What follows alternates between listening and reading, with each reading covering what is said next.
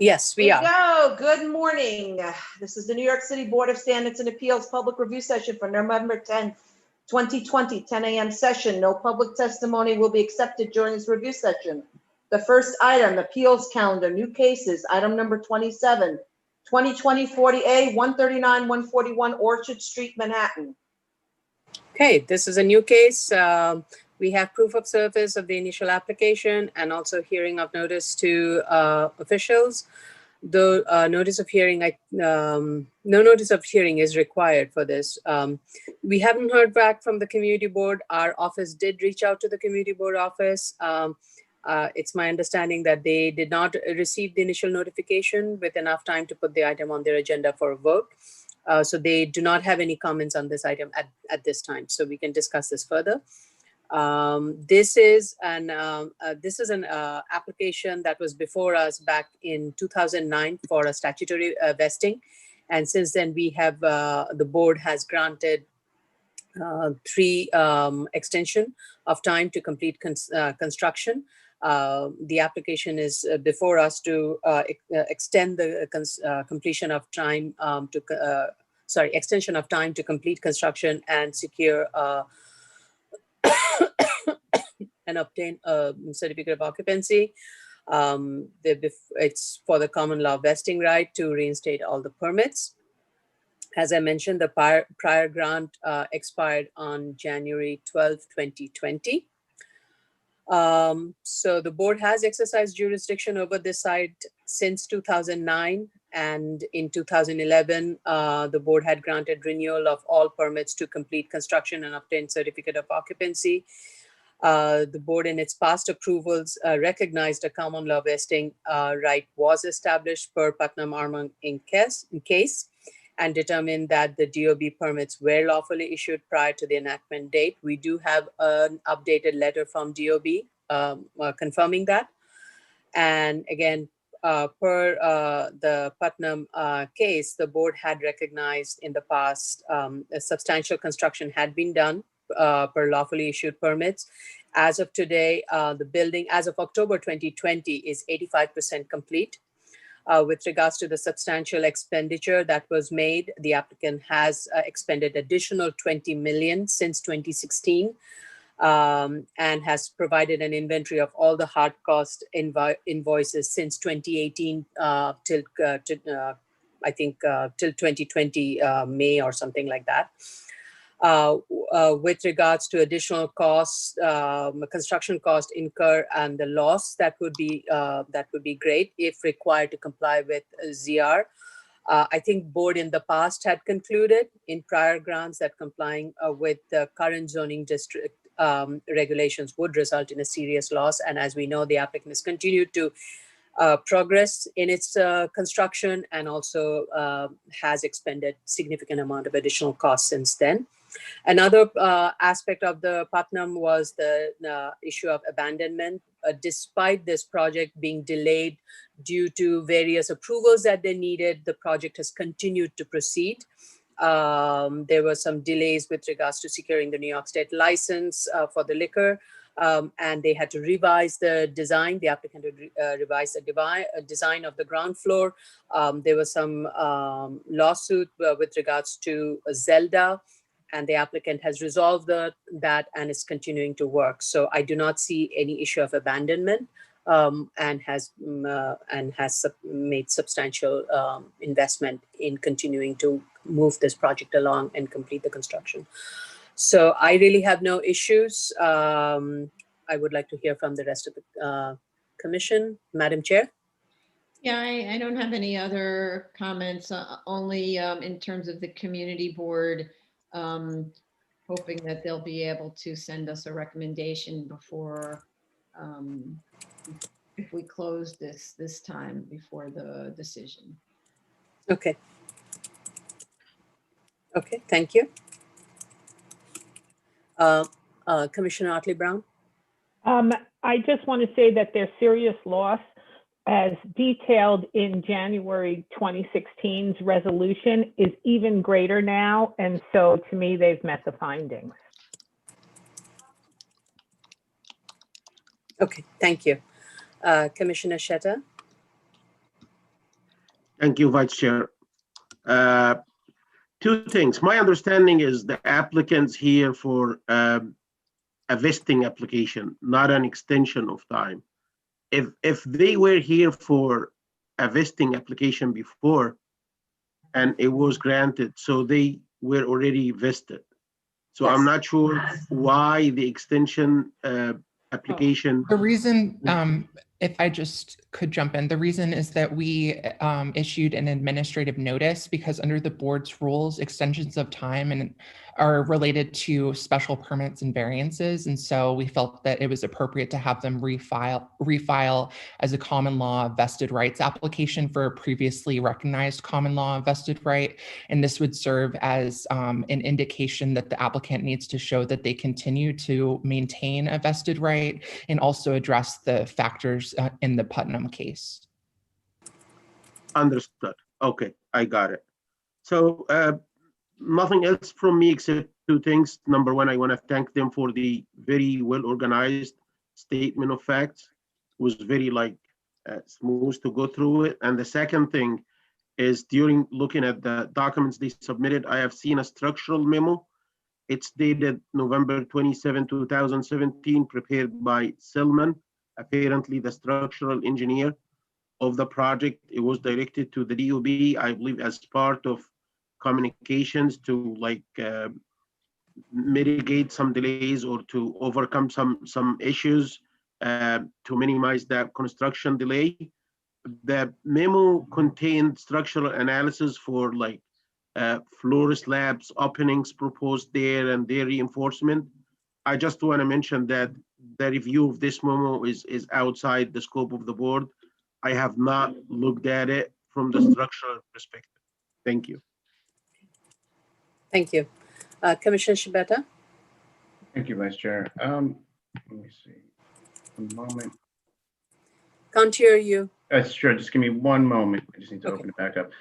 So I'm satisfied. Since 2016, I see great expenditures, serious loss. The delays seem reasonable. I believe it satisfies Putnam, and I don't believe there's any addition of abandonment. I am entirely satisfied with this application. It's unfortunate that the community board hasn't submitted their recommendation. I was wondering if we could put this on for a decision and waiting on the community board to respond. Yeah, that's what we're talking about, to close, assuming everyone's okay with closing it after there's more information in the hearing. Yeah.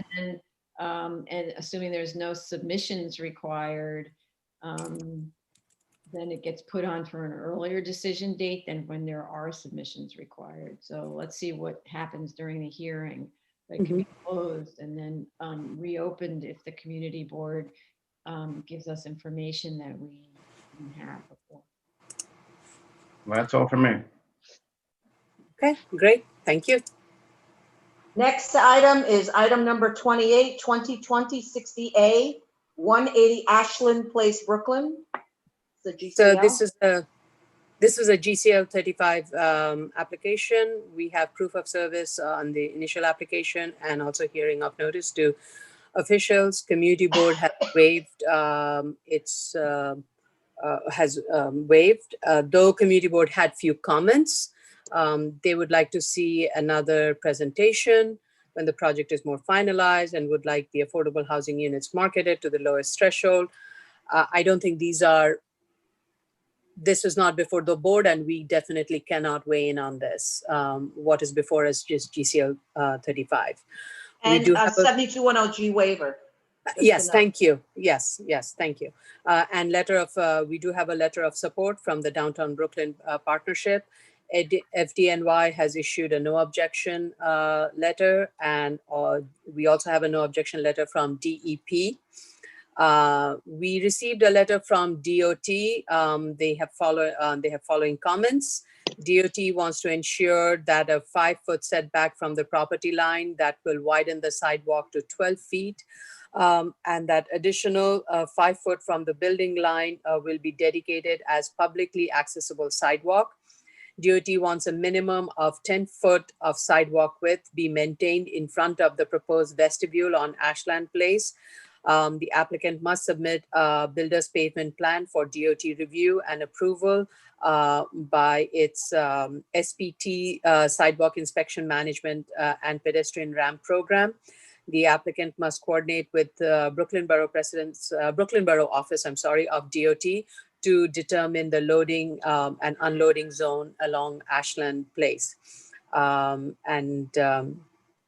So those are the DOT comments which the applicant will have to respond to. This is an irregular through lot, zoning lot. It's partially located within the bed of a mapped but unbuilt portion of Ashland Place. The zoning lot consists of 4 tax lots. There are existing buildings on this zoning lot, including a 4-story public garage, parking garage, and some 3 to 4-story buildings.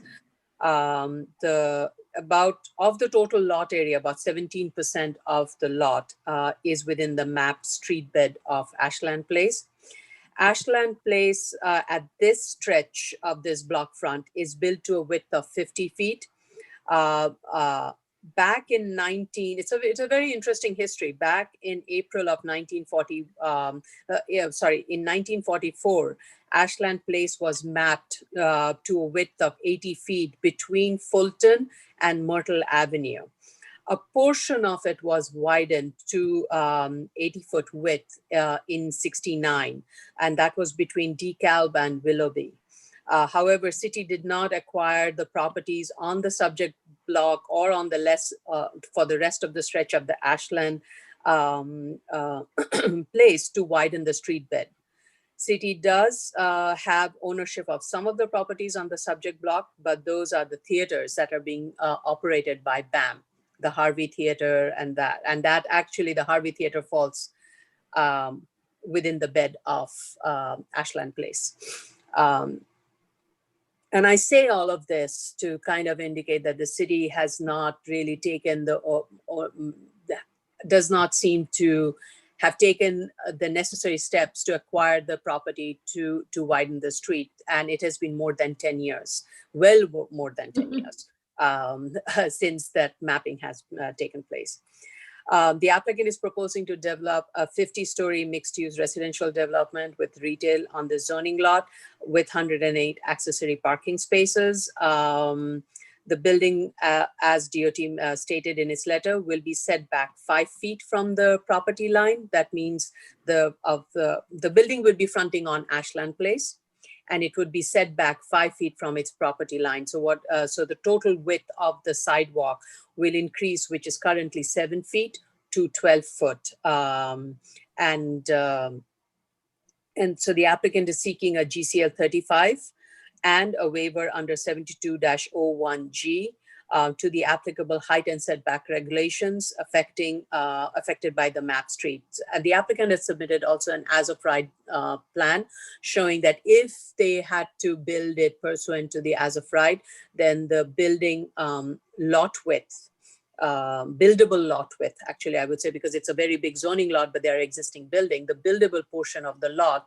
would narrowed significantly, and which would result in a very small floor plates and would result in a building that is nearly 80-story tall, and it is not feasible. So trying to contain the building in a more of a feasible building footprint, and that would result in encroaching into the height and setback zone per zoning regulation.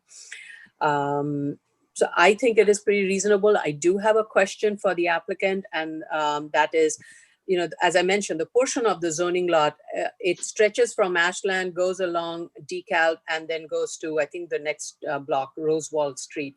And there is a through block portion of the zoning lot, but there is also an easement. I did not see a clear explanation in the statement as to why that portion of the easement cannot be built upon. Applicant should, I would like the narrative to be further clarified as to the difficulty of building along the rest of the zoning lot, especially the easement area. But I did not have any issues with it. The applicant does have to provide a BP builder's pavement plan for DOT to review. And also the drawings of the plan that we have should include some of the details that DOT had asked for along the sidewalk, the curb cuts and those things. Those are my comments, Madam Chair. Yeah, so you said Rosewell, the subject block is Fulton to DeKalb, Ashland to Rockwell. Sorry, thank you, Rockwell. Rockwell? Yes, Rockwell. There's no Rosewell, Rockwell. It is okay. Rockwell. Okay. Thank you. And so, and importantly also, this particular block has been the subject of an enormous amount of development in the last, I don't know, 7 years, I want to say, with surprising structures built here where you could never imagine that this area would be developed like this. And notably, all of them are forward of the widening line, plus the existing, what I think are historic buildings in the middle of that block. So though I don't know when they were thinking about this a very long time ago in terms of the street widening and then never pursued it. So it would be an anomaly to all of a sudden impose the widening here. Right. Also in 2013, city had demapped a portion of Ashland, which was already built to 80 foot width, 266 foot width to accommodate the expansion of Long Island University. And that was the block between DeKalb and Willoughby. Mm-hmm. So, the city did revert its prior mapping action. So I'm okay with the GCL grant. Commissioner Otley Brown. I have no comments. Thank you. Commissioner Shetta. Thank you. I have nothing further to add. Thank you. Thank you. Commissioner Shibata. Thank you, Chair. Thank you for that very detailed review. I have nothing to add to it. And I just want to add that this particular location gets an enormous amount of foot traffic because of the Brooklyn Academy of Music. So I understand why DOT might request that extra 5 feet on the sidewalk, because people end up walking in the middle of the street because the sidewalks are so crowded. So that I understand that from a pedestrian point of view. Well, I have a question, and that is with regards to DOT asking that that the 5 foot setback the applicant is proposing be dedicated as a publicly accessible sidewalk. Is that a legal mechanism that the applicant will have to exercise? What is typically done in that case? It's not a revocable, I think it's what we see, for instance, along 6th Avenue, Avenue of the Americas, those plazas that are at grade from the sidewalk, and then there's like a little medallion in the street that indicates this part's private property, but meanwhile all of us walk on it. I think that's what you're talking about. In other words, it's something that they cannot fence off after hours, especially in this case, because you're talking about late night activities on the sidewalk. And it seems as if the applicant obviously is very willing to do it, and it'll alleviate a lot of the pressure on that building, I think, if you have free pedestrian flow on a normal width sidewalk. Right. Okay. Okay. Thank you. Next case. Okay, zoning calendar, continued hearing items. Item number 29, 2019-280 BZ, 137 Fifth Avenue, Manhattan. So the applicant had requested an adjournment, but given the testimony that we heard at the last hearing, we were concerned, and we have asked we did not adjourn it, and we want to get an update from the applicant. The applicant needs to appear with the client. We want to know what is the status of the acoustical study. Is the PCE open? If it is it operating at what capacity? How? I guess maximum is 25% anyway, but how are they functioning? That is what really my question is. And has there been any noise-related issues raised by the neighbor? If it is not operating, then my question is, what is causing the delay in the sound testing and the sound limiter? Those were the questions. We had asked the applicant to do an acoustical study, and the applicant said there's been some delay, so we would like to know what is causing it, and really this needs to be responded to quickly. Yeah. And just to pick up from there, the testimony we had last time from the neighbor was that the noise was coming through the window on the side of the property and very, very audible to the neighbor. And that the solution from the neighbor's point of view was to just block up that window, which seems like it's not a street facing window, I don't think. no, it's an alleyway. Alleyway. So what's the thing? There's no big deal about blocking up a window. You buy some rigid insulation and you put it in the window and you put a curtain over it and you've got insulation. So you don't necessarily need acoustical tests to do, a basic remediation like that. If you're operating and if music is going on and if it's a nuisance. So kind of no excuse. Anyway, that's what I'm saying. Commissioner Otley-Brown? I have no additional comments. Okay, thank you. Commissioner Shetta? Can't hear you. Commissioner Shetta. You're muted. Sorry about that. Yeah, I have nothing further to add, and I'm waiting for them to educate us on what is delaying the acoustical study. Okay, thank you. Commissioner Shibata? Sure. The only thing I have to add is I didn't see anything further from the fire department. I recall from the last hearing, the fire department didn't approve their plans. Is there any update to that? Yeah, right. I think I thought they did. I think fire department at the last thing said okay, and fire department did respond to and had responded to fire department comments. That's what I have in my note. Maybe during the public testimony, Chief Daly can update us. Sure. Thank you. I don't have that in my notes. I just have their letter of objection. So, but maybe I didn't write it down. Okay. Okay. Okay. Just give me a second. I'm just putting the note down. You can call the next case. Okay. Thank you. The next item is item number 30, 2019-261BZ, 960 East 23rd Street, Brooklyn. Okay. There was a late submission by the applicant. It was as per my request to get the sign off on that, the building, construction of the building. Right. We received one on 9th. Right? That's the one Right. you're referring to? Yes. So based on the most recent submission, we do have DOB approved plans dated June 5th. We do have a letter of completion from DOB. It was signed off on 10/23.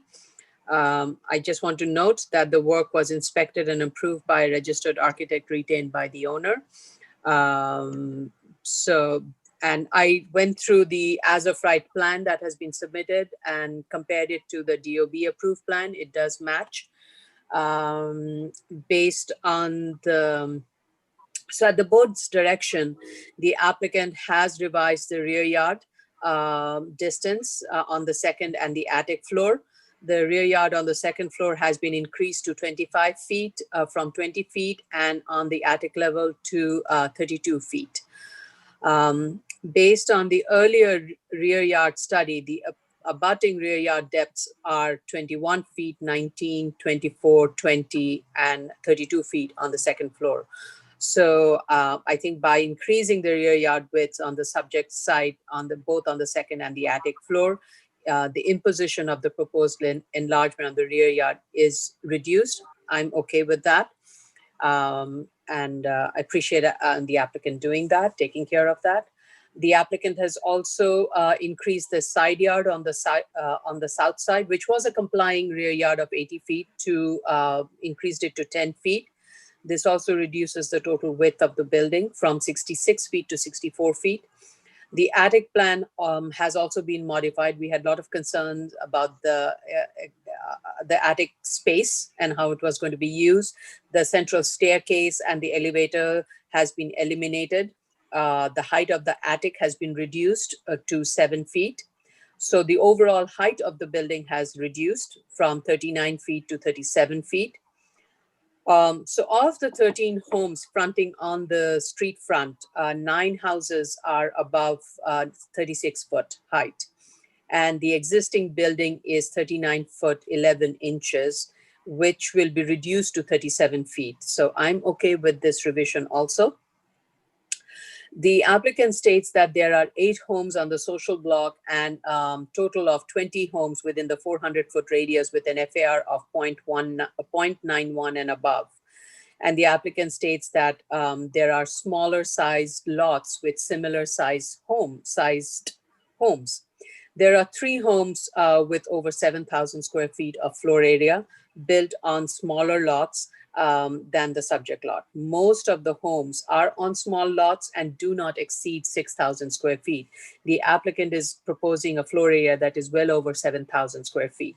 So my comment is the floor area and the FAR is perceived from massing of the building, while the massing has been scaled back along the rear lot line and little bit from the side yard, it still is massive along the front lot line. Except for one home that is a corner lot at homes, corner lots, all homes are set back more than 15 feet from the street line. Even the widest homes on the interior lots are set back more than 15 feet. This also makes the building appear less bulky and compared to the houses on a typical 40-foot wide lot. The existing building has a 15-foot wide frontage, and the proposed enlargement would also maintain that 15-foot frontage with some minimal setbacks. I don't think that is adequate. The bulkiness of the massing can be reduced by either setting the proposed enlargement further back to create a deeper recess or create a deeper recess in between the 2 wings to break up the monotony of the massing. Those are my 2 kind of suggestions to kind of give a little bit of a breathing space and not make the building appear so imposing along the front yard. Any comments, Madam Chair? So I still think the house is massive, but I think it's mostly about what you're talking about, the massing. It is, the corner house conditions are always different than mid-block house conditions. So I don't think it's right to use a corner and say that that's the typical. It should be treated as a mid-block house. So I think that some manipulation of the massing would then bring down the floor area somewhat to be more in line with what's typical, which is 6,000 square feet. But I think they're getting there, and that the changes were appreciated, though probably too slight. 2 feet here or there. It's a what do you call it? It's like a nod to us without actually making the changes that would have us just say, yes, good to go. So yes. Okay, thank you. Commissioner Otley-Brown? I think that they listened to our criticisms the first time around, and they did not just give us a slight nod. They actually, from my perspective, reduced the floor area by almost 750 square feet, which brought it down in size, so it was no longer like the largest house on the block. So I personally am fine with this. I don't have any more questions. Okay, thank you. Commissioner Sheta? Thank you, Vice Chair. I have no additional comments, and I'm okay with the application as is. Thank you. Okay, thank you. Commissioner Shibata? Thank you, Vice Chair. I do appreciate the changes. I do believe they listened to us. They did retain 50% of their joist, as we stated on the first. And as I stated on the first hearing, it seemed like that their first ask was just a first ask. I think they may have done enough. They may have reeled it back enough, but I'm waiting to hear what they have to say during the hearing. Okay. Yep. Thank you. I guess that brings us to the end of the review Yeah. session. Yeah, that concludes the public review session. We'll now commence with the public hearing. It's the public hearing for November 9th, 2020, 10 a.m. session. The first item is number 27, 2020, 40A, 139, 141 Orchard Street, Manhattan.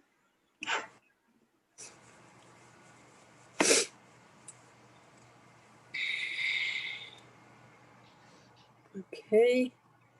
Mills. David, Who do we have? should we, I think it's see- David Schnackenberg Yeah. or Is Howard Jim Goldman. Ketting, Jay Goldstein, Jim Ketting? No, Jay is not for this case. Oh, Jay's not for this case. Oh, that's right. It's for the next one. So okay. Mrs. Goldman. I guess then everybody's in. It's Ed Goldman Mills. Harris. Still waiting for Mr. Schnackenberg. Okay.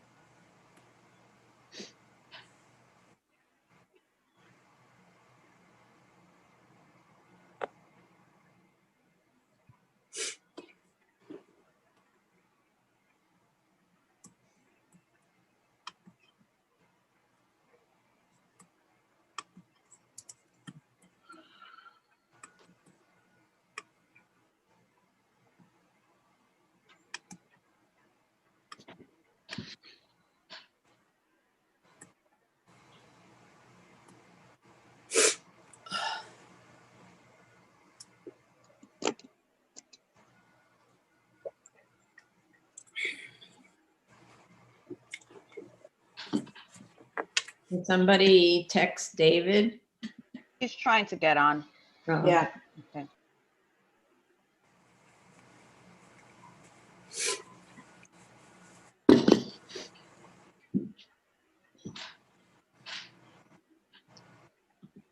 I just saw him. Oh. There we go. Oh, my. Hello there. It's a look.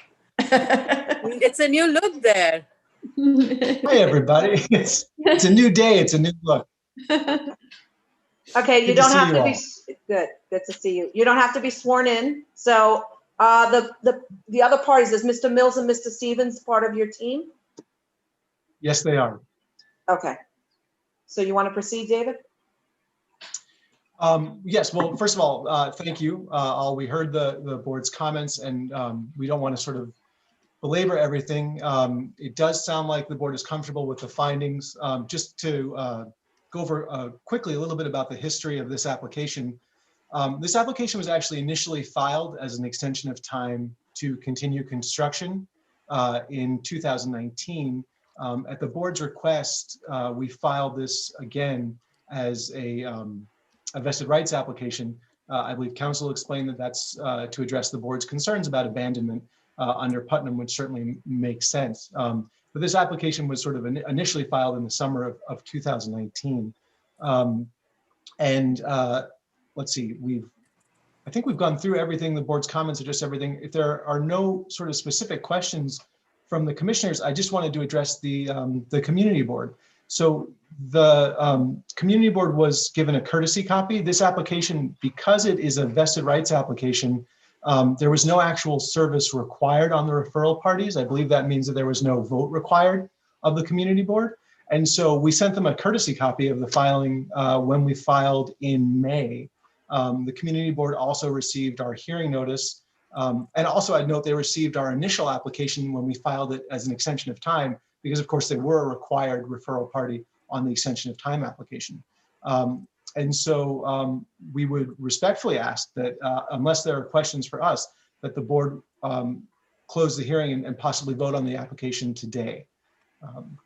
But other than that, that's everyone's questions. So we, even if we were to close, we could not vote on it today. That is, we would have to, it's not possible under the current circumstances. So, Okay. So Madam Chair, I'm sorry, you were going to say something. Yeah, just to let you know that since we started the Zoom hearings, we haven't been able to do closed votes because it puts council under too much strain. So we do a close and then a couple of weeks later, a vote, assuming there's no Understood. submissions. In this case, there's no submissions, but we would just give the community board that amount of time if they wanted to submit anything.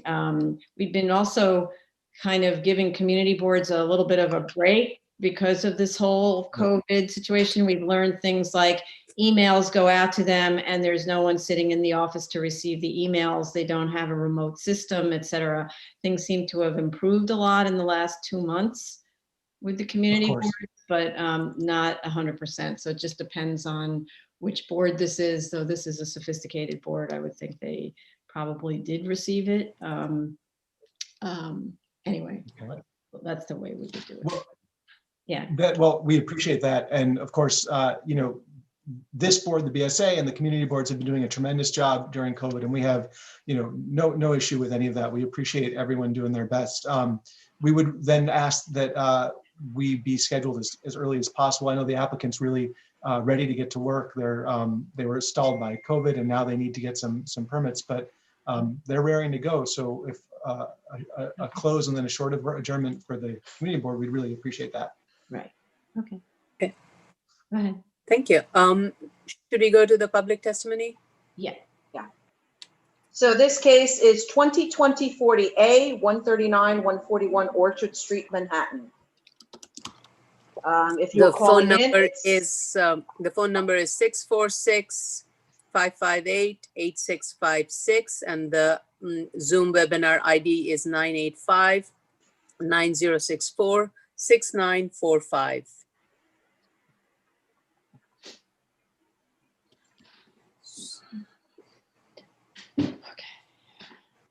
Okay, while we are waiting, just have to give a little bit more time for people to dial in.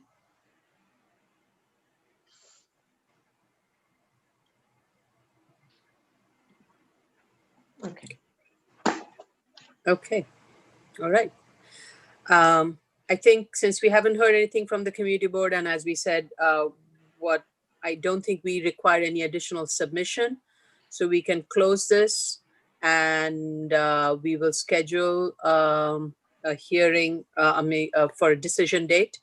Our staff will let you know the earliest possible date we can schedule it, and by that time, if the community board can respond, that would be great. I think you should reach out to them, and also so should our project manager. I Just have. to a heads up that if they want to weigh in, this is their opportunity. And Right. Thank The you, next Commissioner hearing Sando. date is November 30th or December 1. So that's kind of the deadline for them. Thank you. I note that the Land Use Committee has their meeting on November 17th, and I will speak with them, so that might sync up well. So if we can get on that 11:30, 12:1 calendar, we would really appreciate it. And thank you all. Thank you, Tony, for working all weekend, you know, getting emails from you on Saturday. I know you're really pushing these along, and we really appreciate it. Thank you. Wow. Okay. Thank you, Tony. Okay. Thank you, Tony. Okay. She's always on top of everything. It's good to hear. Another shout out. Thank you. So we're closing? Should we? Yes, let's close if that's okay with everybody. Mhm. Okay. All right. So Chair Perlmutter, Yes. Vice Chair Chanda, Yes. Commissioner Otley Brown, Aye. Commissioner Sheta, Aye. Commissioner Shabeta. Aye. Okay, so application is closed, and we'll let you know the next hearing. Okay, Thank you, everybody. thank you. Thank you, everybody. Item number, Thank you. thank you. Item number 28, 2020-60A, 180 Ashland Place, Brooklyn. I see Paul, Mr. Januszewski. Hello. Meenakshi's here, and Jim and Maury Kalaman. Okay. Wait for Meenakshi. Anyone else from your? I don't see. We have Robert Lautenschlager from SLC Architects. You have to turn off your YouTube video, please. Or you have a severe echo. No YouTube videos on at the same time, please. And if you're on your phone and your computer, you have to pick one that's muted.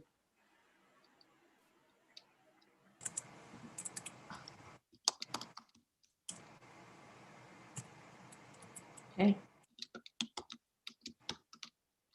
Oh, okay. Hello, Ms. Srinivasan.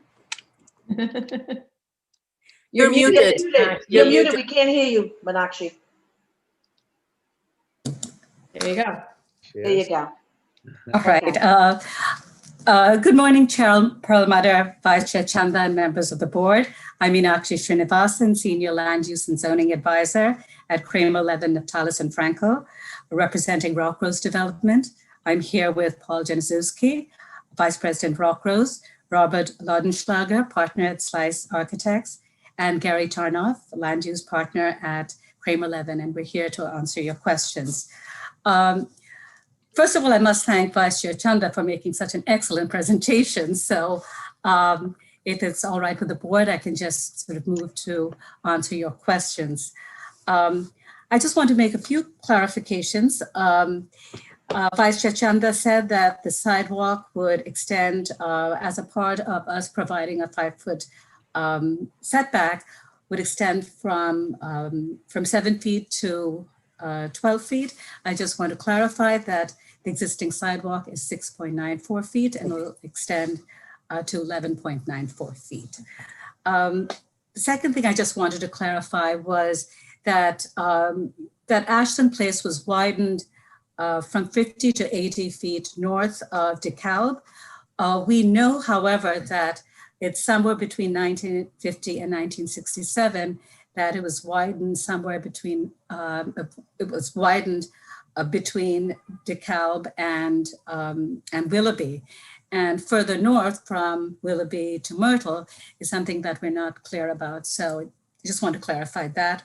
But as Vice Chair Chanda noted, south, which is from DeKalb to Fulton Street, there's been no attempt to widen the sidewalk over there. The other question that was asked had to do with the easement. So the easement that you see on some of the plans is for, there's an existing water tunnel, which is somewhere, I guess, 300 to 400 feet below grade. The easement is shown on various documents. So the easement crosses our property and the zoning lot in two areas. It crosses it along DeKalb Avenue and then at the rear portion of the lot towards Rockwell.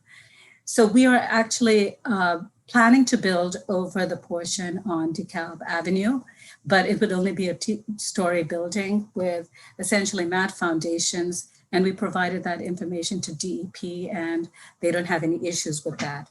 The easement at the rear towards Rockwell Place is not being built upon for 2 reasons. One is that portion of the lot, if you see in your site plan, only covers sort of part of the linear feet. So there's a good portion on Ashland Place, which is actually not a through lot, but an interior lot, and we have to provide our 30-foot rear yard. And the portion which is a through lot, we're not actually building over there because it's providing us a rear yard equivalent of 60 feet at that location. I think some of the other questions or comments were just in terms of DOT's conditions. We're happy to comply with all DOT's conditions, and we can reflect that on our drawings as well. I know Vice Chair said that you want those notes to be put on the drawings.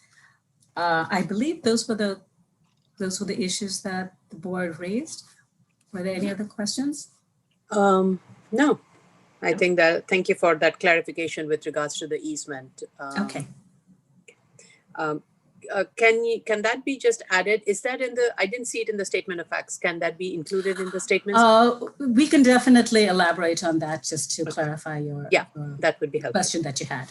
Right, because you will need to come back again anyway, because we need the DOT sign off. So Well, we've received the DOT sign off, and as what I thought Yeah, I'm Yes, let sorry, me- Jella. I'm sorry. Go ahead. Sorry. I think We Kalila said received this. this, we have received DOT sign off. They had a series of conditions and we're happy to comply with the conditions. So we will in fact be going back to DOT, after and if the board supports this project at the time of filing our other permits. So at that time, we will establish a builder's pavement plan and we'll work with them both to show how the area, the 5 feet should provide public access.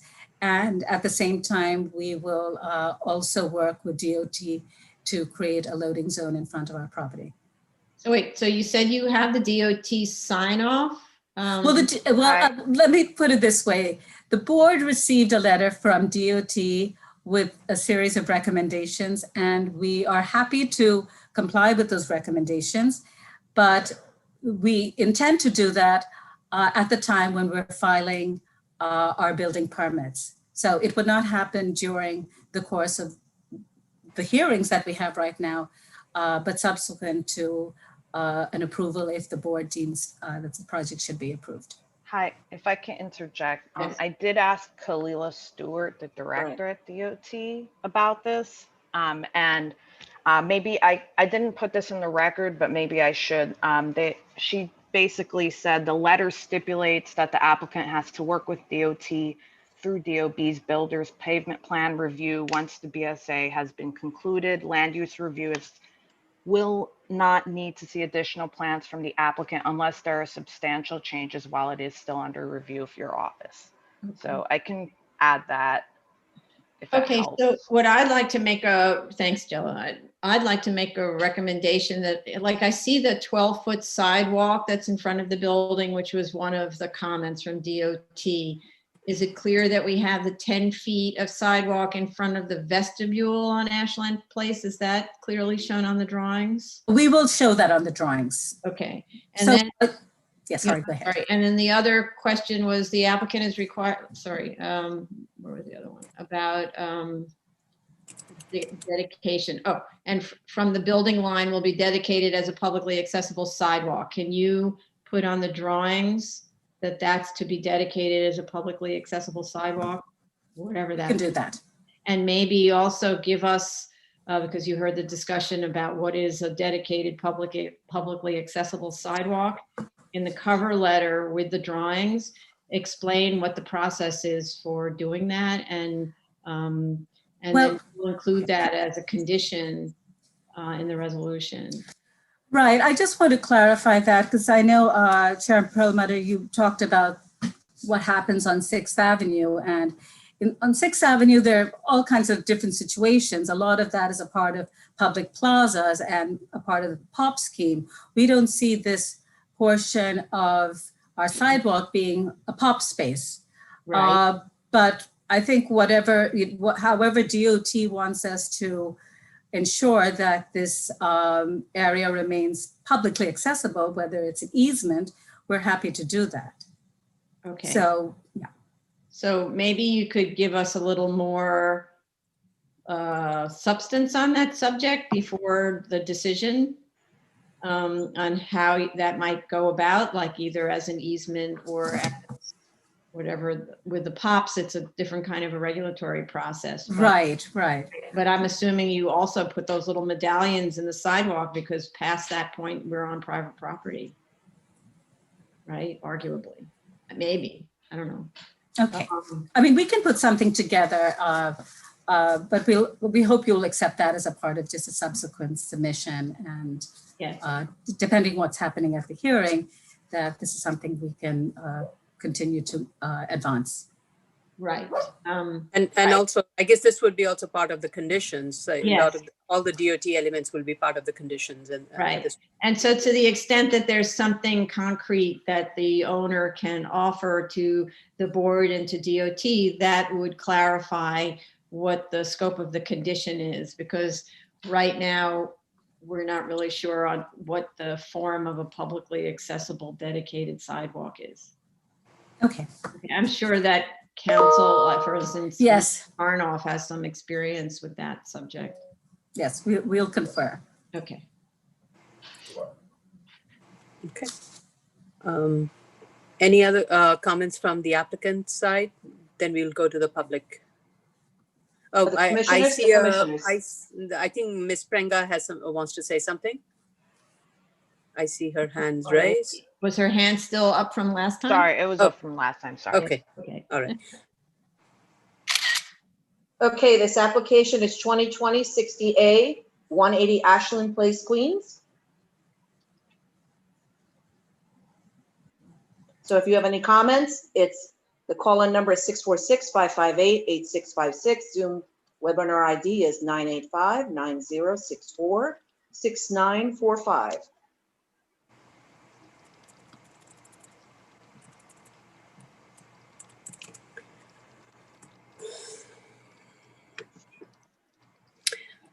While we're waiting for anybody to call in, Ms. Srinivasan, how much time do you need to provide to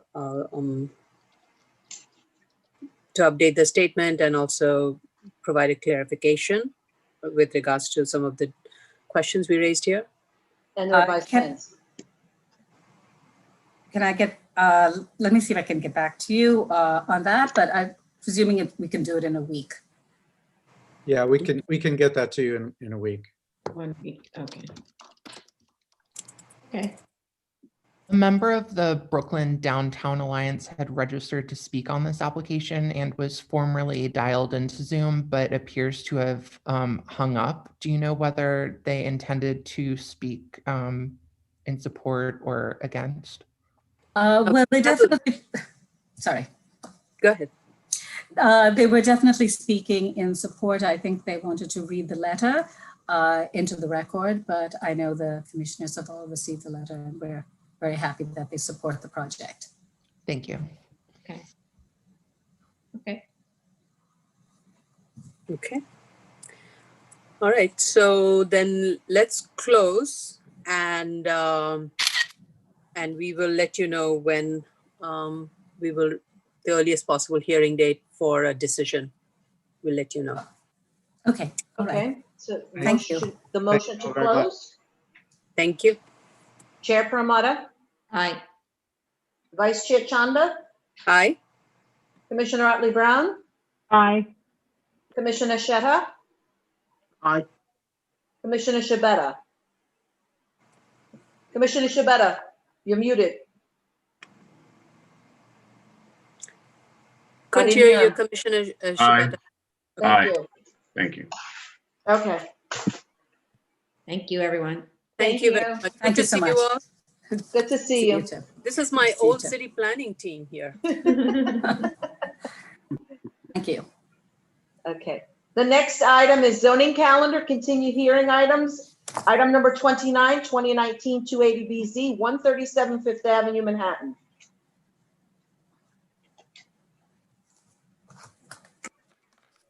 Mr. Goldstein? Okay. Do you affirm to tell the truth, the whole truth, and nothing but the truth in your testimony before this board and respond honestly to board member questions? I do. Okay. Good morning, everybody. I apologize. So as an update, I heard the comments and I'd like to give an update and then I'll respond to any questions you may have. Subsequent to the last hearing, we did work with the neighbor to schedule time for an acoustical engineer to come and inspect the site. The day before he was supposed to come, he sent an email at 9 o'clock at night, raising our price by nearly $10,000. So as money's tight with all of these gyms, we wanted to adjourn this to get more time to have quotes to find a more reasonably priced engineer. In the interim, the gym is working at semi-private, which is 2 to 3 people in a class. We have closed the windows. To Madam Chair's point with regard to curtaining the windows to solve this, I didn't want to propose a solution, pending sound attenuation, because I thought that would be, insincere. So we did close it. We are working at limited capacity with limited noise.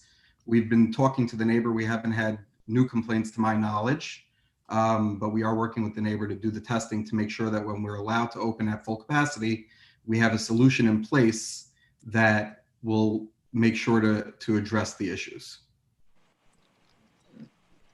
So, so I don't get it. So the window is simply closed. My understanding is the window was closed before. I don't think so. They I think left, the windows were open Correct. and the neighbors were complaining about the noise with open windows? I think that was the issue. It's again, it's across an alley.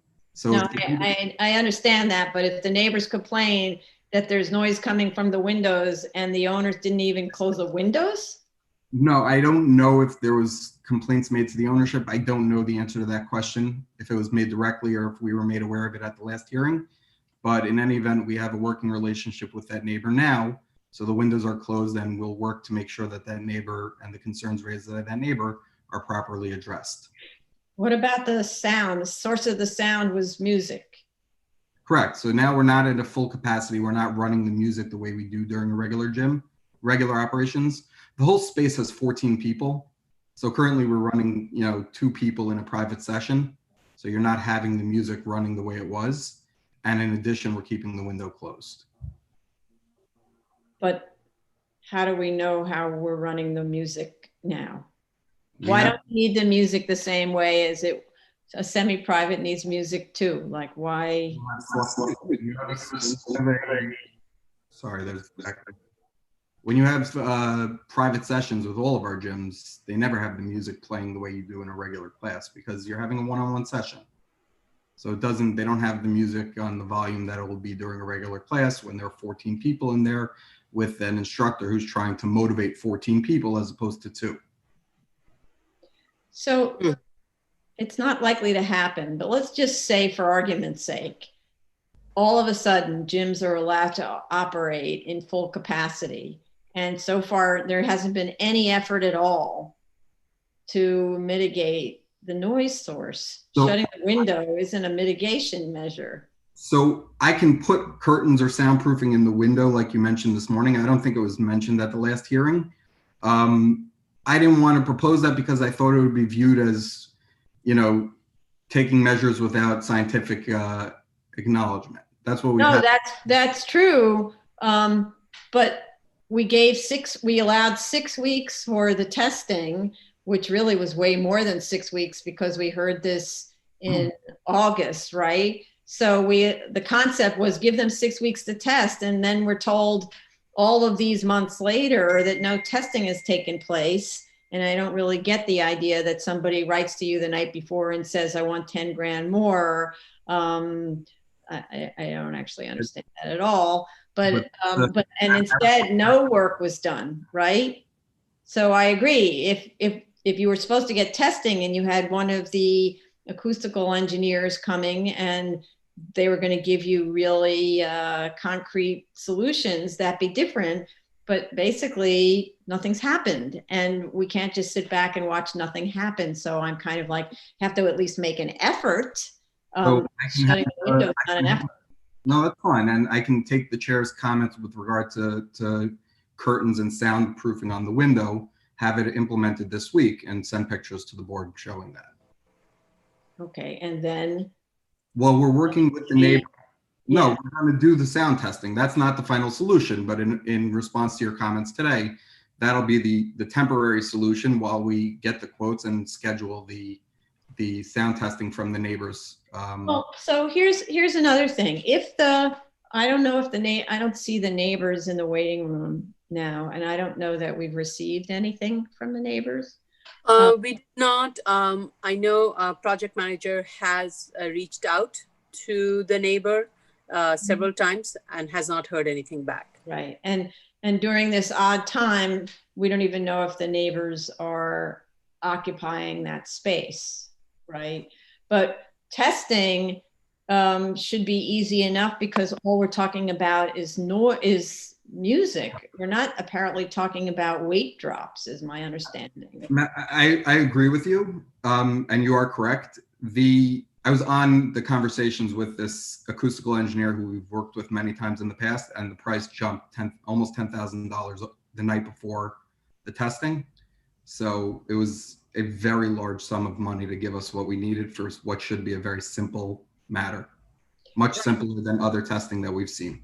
So independent of using scientific testing, you can also use, on my phone, I have a decibel meter on my iPhone, right? So if we were to just do something as simple as you turn the music all the way up and you go into the neighbor's space, and can you hear the music? And then you turn the music down, can you hear the music? And then you put stuff in front of the window, and can you hear the music? It's Again, right. to be fair, this is a Pilates studio. If the board is willing to accept that from us, I'll go and do the testing myself so that it's coming from me with the signed affidavit, and I'll do it in conjunction with the neighbor, and they'll tell us if they can hear it or not. Well, it's better than, so far, there's nothing that's been done. And it's a Pilates studio. So that isn't even like a noisy type of gym activity. I agree with you. I simply was trying not to do anything that would seem like I was being flippant to the concerns of the neighbor. We were trying to do it the way we've done it with our other cases.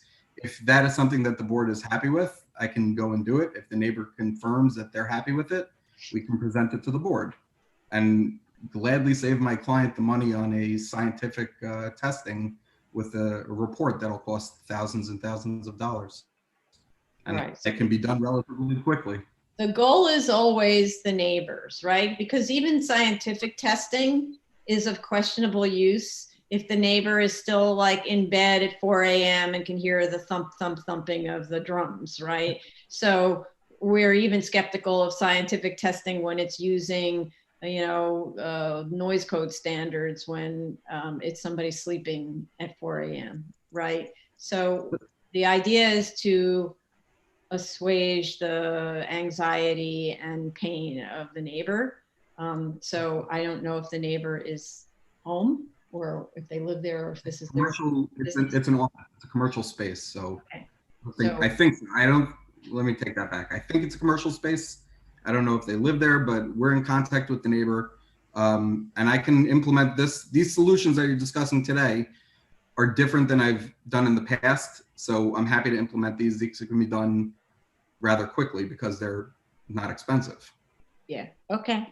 So I can do that. I can speak to my client today to schedule something maybe this week to do just that. Mhm. Okay. I'm curious what the app is that you mentioned. If the board can send it to me in an email, because I'll use that. I'm not saying it's, scientific magnificence, but it's always, I have no baseline in any of this, so anything is better than what I have. Also, I don't know that we're in a position to recommend brands or specific products. So I just have to say, all I did is I went to the app page and I put in decibel meter, and then I read the reviews, and some say this doesn't work and others say this is amazing. And so I downloaded the amazing one. I think was free. So that's all. There you go. Okay.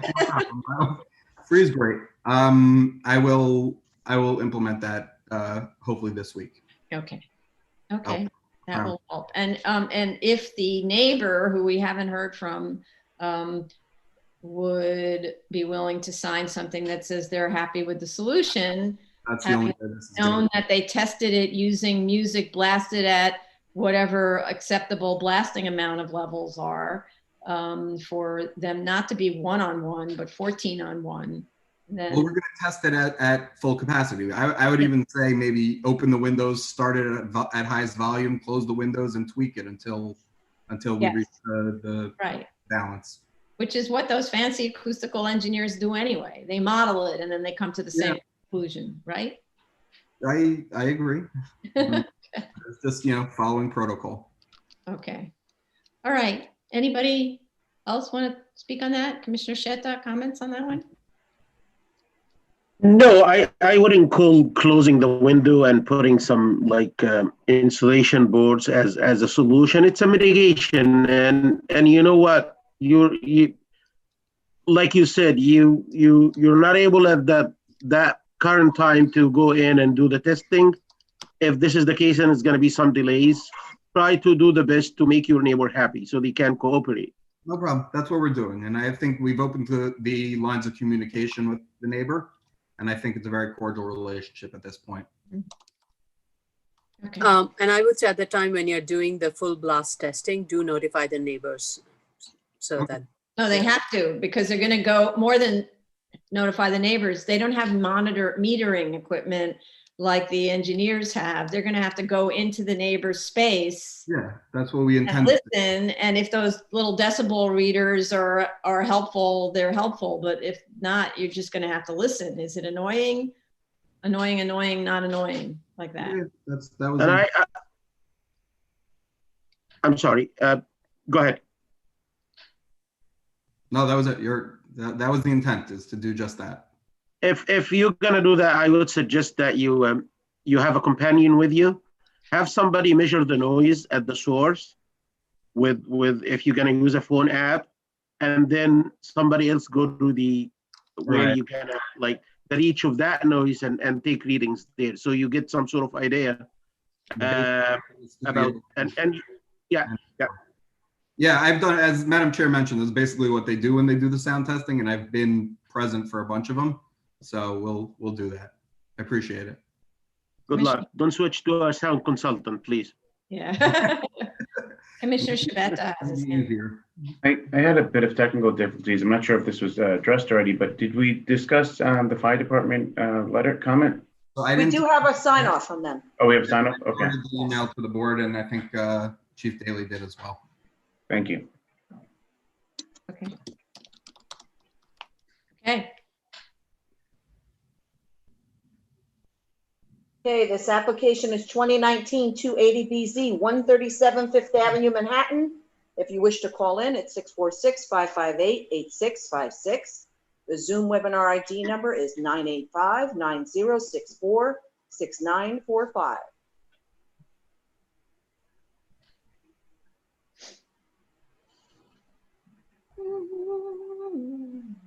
So you can go to the amount of time, Mr. Goldstein, that you need to do this?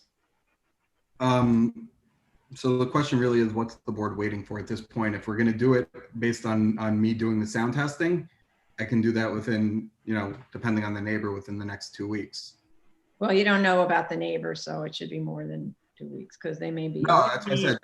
Depending on the neighbor schedule, I can do it in the next 2 weeks. So, but I know that the board's schedule is not that flexible anyways. Okay. Okay. All right. So ideally, though, by the end of the last hearing is December 14th, I think. 14th. So Mhm. ideally, we should be hearing from you before then, because I seriously doubt that this moratorium will be lifted and may even be cracked down further. But anyway, the ideal would If you want to put us on, if you put us on for the 14th, and our submission is due the 25th. Yeah. Is that doable? Yeah. It's doable on my end. It really depends on the neighbor. Okay, so you know what, in this case, maybe we'll all make a note, project manager make a note. That's Jolene, that we give them an extra 2 weeks to submit, right? So Submission on the 9th? yeah. So hold on a second. So December 14th, normally it's the 25th.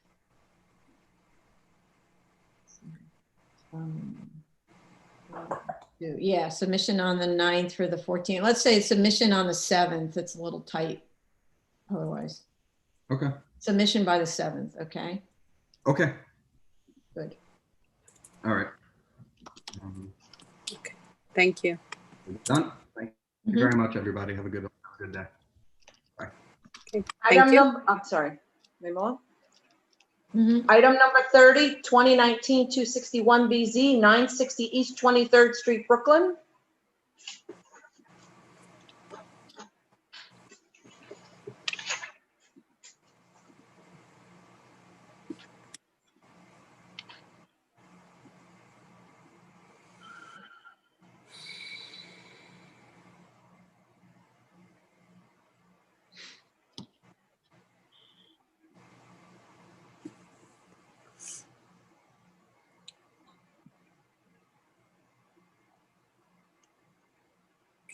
I guess we are waiting for Ms. Altman.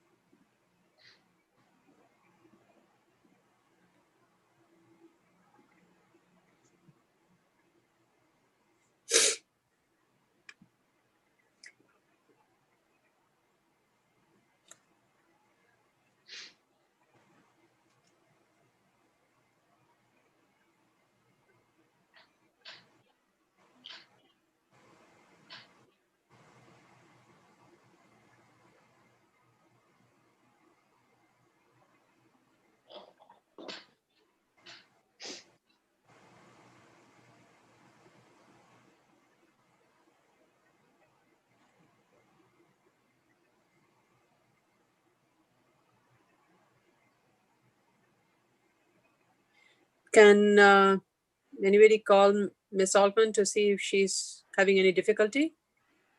I sent her, I'm gonna send her another text.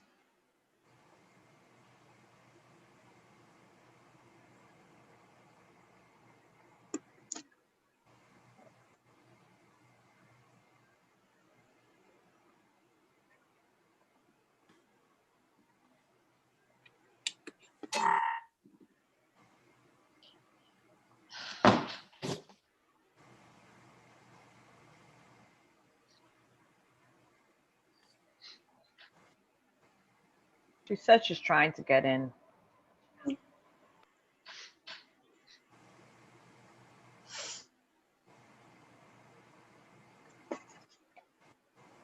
There she is. Sorry about that. I was having trouble getting in. Okay, let me swear you in, Lyra. Please Do you do. affirm? Okay. Do you affirm to tell the truth, the whole truth, and nothing but the truth in your testimony before this board and respond honestly to board member questions? Of course. Proceed. Thank you, Lyra Altman from the Law Office of Lyra Altman, as you know. We heard your comments at today's session, and we thank you for acknowledging that we made the changes. We really were trying hard to satisfy your board. I was on with the architect afterwards, and actually a representative of the architect, and what we discussed was recessing the center per your request. Based on the design, he has said he can recess it approximately 2 feet, and we wanted to confirm that that would be acceptable to your board. Sorry, what do you mean recessing the center 2 feet? That was, Vice Chair Shando was saying that if we created perhaps a deeper recess in the middle, that would help with the massing of the Recess building. as in pushing it back. When you say the middle, is that the D portion on your lot coverage diagram? What's the middle? The middle being, if you look at the building, there is a portion on the right that's already built, right? You see the piece? No, okay, can you go to a drawing? Certainly. Yeah. If you were to go to the rendering, do you see that in the file? Can I step in? I think if somebody is looking at the plan P6, P6 shows there is the existing building which will be converted to have like a garage on the ground floor. Then the new portion will have a foyer entrance in the middle, and then at the end would be a living room. So Correct. one of the suggestion was either shift the entire new construction portion further away from the 15-foot front yard, or recess the center portion further in to make the two ends of the building read more like two separate buildings rather than having a continuous street wall. Right. So we were just proposing, per your discussion, per your suggestion, was the area that fronts on the open porch. If you look at any of the plan pages, you'll see the center portion has an open porch in front of it, setting that whole piece back. Wait a second, the open porch is at the back. You're talking No, about there's one in the front as well. open porch. If you look in the front, there's a small open porch as well. Okay, so you're talking about just pushing that back 2 feet?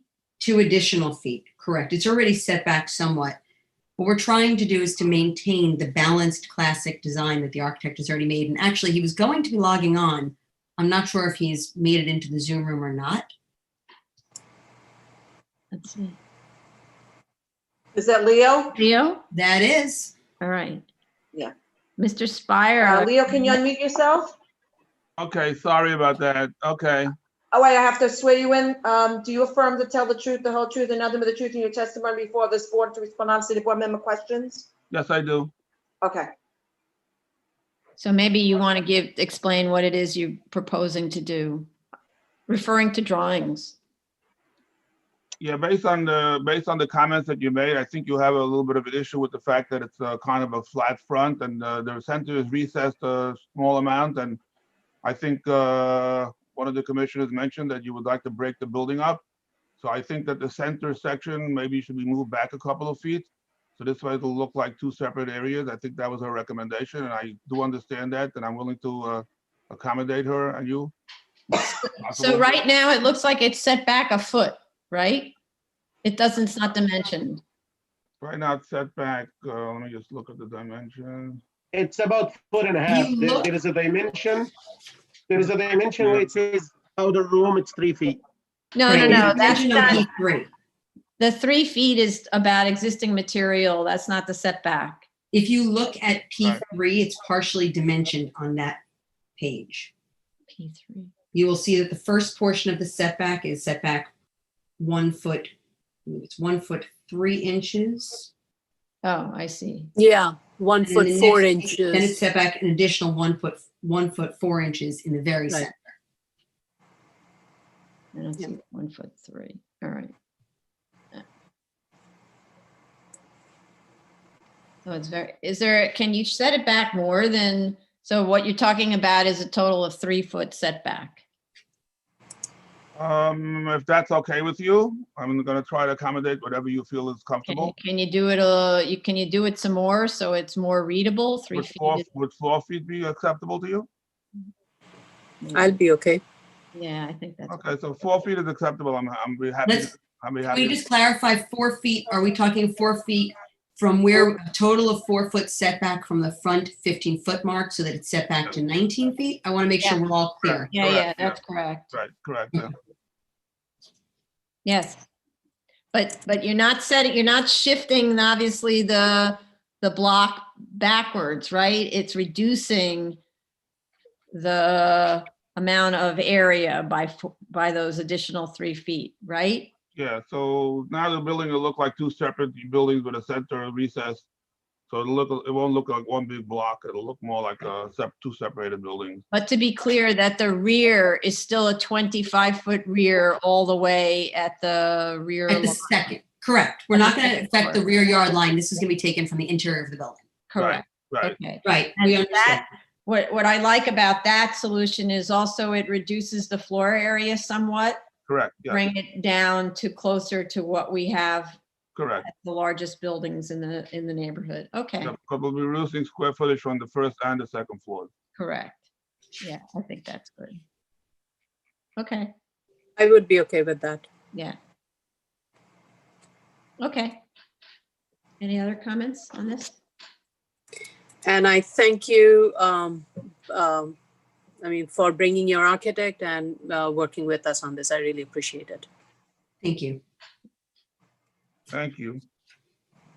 Okay, And we can have this ready within a week. okay. By when will you have this ready, you said? We can have this done within the week. By the end of the week, I can have it done. All right. Okay, the application being discussed is 2019-261BZ, 960 East 23rd Street, Brooklyn. If you are calling in, it is not 646-558-8656. The Zoom webinar ID is 985-9064-6945.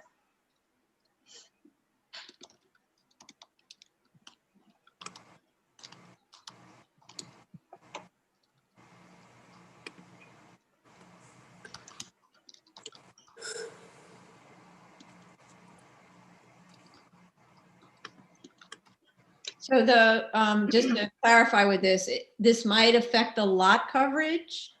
Will it Correct. affect the lot coverage Yes. it and will the affect a floor lot. area and hence the FAR. So all those elements need to be corrected on the drawings. Correct. And statement of fact.